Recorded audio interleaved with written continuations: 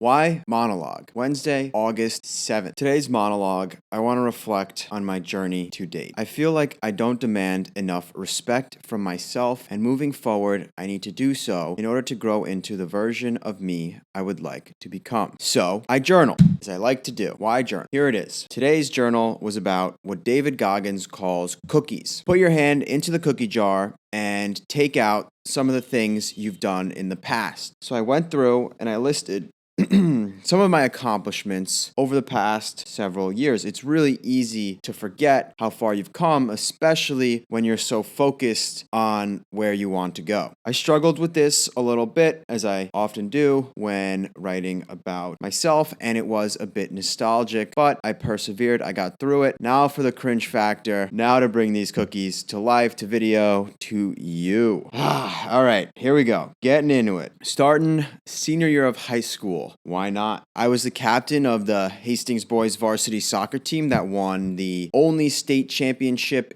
in school history across any sport. That was pretty cool. During that time, I was applying to school. I didn't really care much about school. I only took the SAT once, didn't study. I actually had a soccer game that day, so rushed through it, but was able to get into Binghamton University without really much effort. That first year at Binghamton, I don't really have much to talk about, but I transferred into the engineering school without putting much effort in. So then I was in Watson. I was going to be a biomedical engineer. Fast forward to spring of sophomore year, and I got a phone call from my father, and basically he had this pizzeria in the East Village that he'd ran for 25 years. Supported my family, the reason we were able to live in Westchester. Basically, he was fed up with the place for many, many reasons I won't get into right now. He wanted to just turn the keys in and give the place up for no money. Me, being the young, enthusiastic, burgeoning entrepreneur that I was, figured, hey, I'll take it over. I don't have a summer job lined up. This is perfect. And I'd worked there in the past, so I understood the business. I figured that it would be a great opportunity. So I really turned that place around. Got everything on Excel, inventory to scheduling, increased the prices, got on the delivery apps, the Uber Eats, the Grubhubs, the DoorDashes, you name it. Increased the prices to the standard of the neighborhood. We were charging well under what we could have. Lastly, I redid the entire interior of the store. Now looking back, I don't know that this was entirely necessary, but it was a really cool, fun little project. Designed it. I went to Home Depot, got all the stuff, spent like 72 hours on the 4th of July of 2019 redoing the interior of this pizzeria. Came out all right. I kind of rationalized that it was necessary to justify the increase in prices. So I did it. Turned the outlook of that pizzeria completely around. So I was at like 19 years old, turned 20 that summer. A lot of fun, great adventure. That following summer, unfortunately, was the COVID pandemic, and our lease was up, and the landlord wasn't willing to come down on the rent, and our income was cut in half. We didn't have savings. Did lose the pizzeria that following summer. But I'll still add this to my cookie jar in that I was running the pizzeria no pay during the COVID pandemic, which at the time we thought was a much bigger deal than it ended up being, really. And I had scabies at the time. Basically like this bug that just makes you crazy itchy. And I'm in like 100-degree pizzeria, making no money, working long days, trying to save this business that I really wanted to save. And I'm like uncontrollably itchy. I go to the ER a couple times. I go to many different doctors. No one's able to treat it. It was quite a summer from hell, but definitely made me stronger. Can't forget that I did that. It is impressive. It demonstrates who I am. Fast forward to senior year of uni now as a biomedical engineer. I took a class called AI in BME, the only class I actually enjoyed for my time as a student. And for the final project, I recall being the only one in the class who actually did something cool.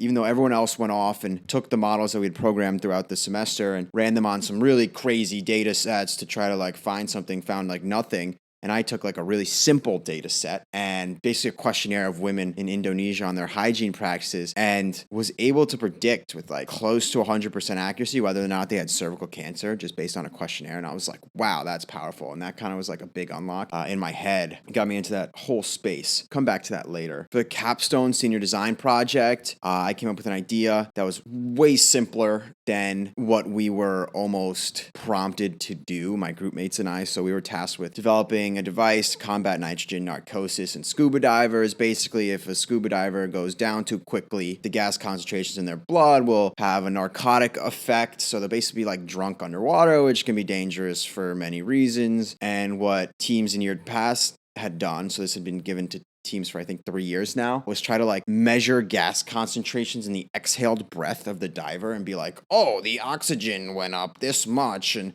the nitrogen went down this much. And of course, I'm just making that up, but deduce narcosis from that. And the second I got to researching it, I realized that that was not possible because there was no understanding of the condition in literature because no one studied it because it doesn't matter. So I said, how do we actually solve this problem? Is we test the narcotic effects. You basically do what a police officer does when they pull you over for drunk driving and you say like, touch your nose, right? But how do you do that controllably and reliably? Well, a critical flicker fusion frequency. So basically you take a blinking light and you increase the frequency at which it blinks at. And the slower of a frequency at which you can no longer detect that it's blinking basically implies a narcotic effect. Think about it like if you're drunk and the light's blinking, you'll think that it's a solid light at a much slower frequency than when you're sober. And so then this cognitive test was able to reliably predict narcosis or not for scuba divers when compared to a baseline assessment that they took at the surface. You give this test every time they go down a certain amount of depth, fairly simple, low lift, and it worked. So I had to go back and forth with the advisors, with my group mates, like, hey, let's just do this simple thing. It'll work. Everyone's like, no, that's not a good engineering project. Like, what kind? That's so simple. And I was like, yeah, but it'll work. And it did work. And we ended up winning the best project in the department that year. So that was pretty cool. Then I got my bachelor's degree in biomedical engineering, something I am reluctant to really celebrate. I like to really sell myself short on that, but it sounds cool. That summer, I got an internship and ended up as the business team lead for this biotech startup. Basically, the guy had a team of like 50 unpaid interns, and I joined because I didn't have anything lined up that summer. Well, I did it and quickly became the business team lead, was almost like a chief of staff for the guy for many months. That was pretty cool. That fall, I got a group of my classmates together to participate in the NSF I-Corps program.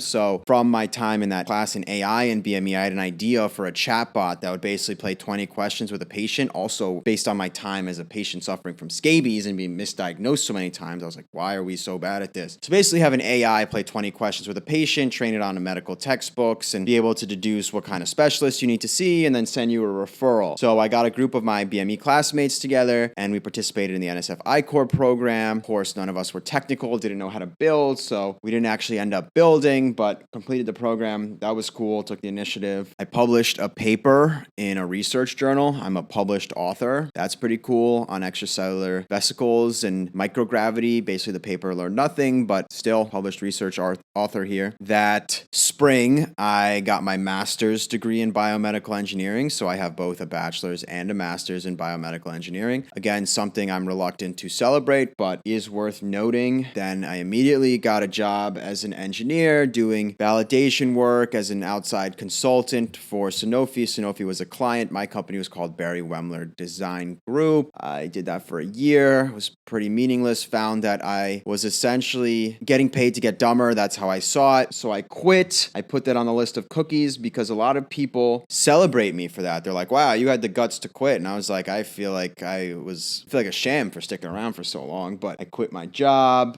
Before I quit my job, actually, I was reading David Goggins' book. That's where I got this idea of the cookies from. Basically, just like down this willpower arc, and I decided that before I quit, I'd have to run a marathon. So I found the next marathon I could. I had about 8 weeks, maybe 10 weeks to prepare, and I broke my foot about 2 weeks into that, just from like running too much, stress fracture, not even a hairline fracture, like full fracture. I said, fuck it, and I ran it anyway. So I did a marathon on a broken foot. I ran the first couple miles. I was like, oh, this is easy. Well, 9 hours later, it was like 9 hours, 17 minutes, 39 seconds it took me to run that marathon. That was hard, but I did it. So I quit my job. I had a few meaningful conversations. One of the cool ones was with Seth Godin, basically just cold outreach, proved that was possible. You could maneuver this world in that way. I got my parents' house rented, so I'm a landlord as well. I redid the electrical, I redid the kitchen, I redid the roof, I redid the yard. Those are the big ones. There's a lot of small ones like painting and so on and so on. Negotiated with realtors, negotiated with tenants. Tenants moved in November 1st and decided to teach myself to code. So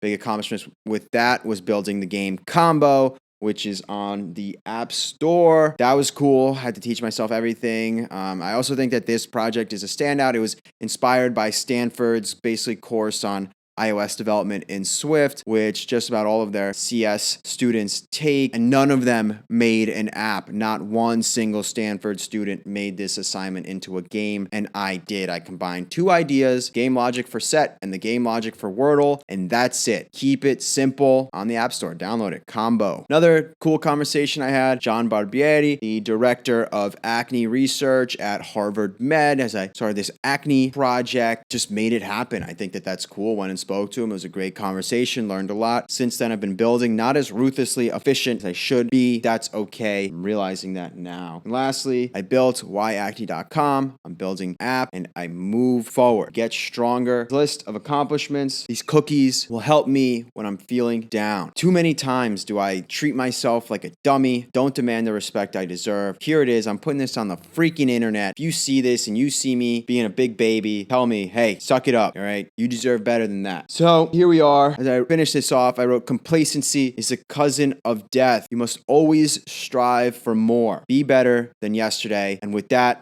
I'll leave you. Till tomorrow. Adios.